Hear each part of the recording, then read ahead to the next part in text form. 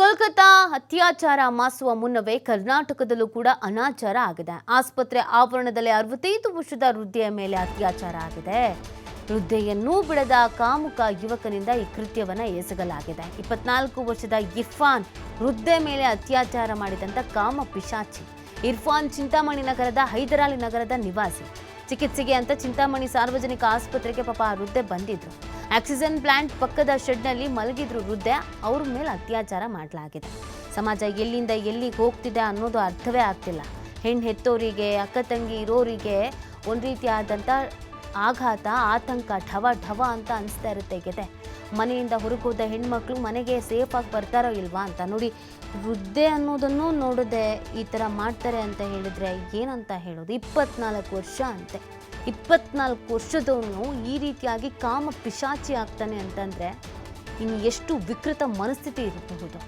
65 ವರ್ಷದ ವೃದ್ಧೆ ಮೇಲೆ ಈ ರೀತಿಯಾದಂಥ ಕೃತ್ಯವನ್ನು ಮಾಡಿರೋದು. ಅದು ಎಲ್ಲಿ? ಹಾಸ್ಪಿಟಲ್ನಲ್ಲಿ.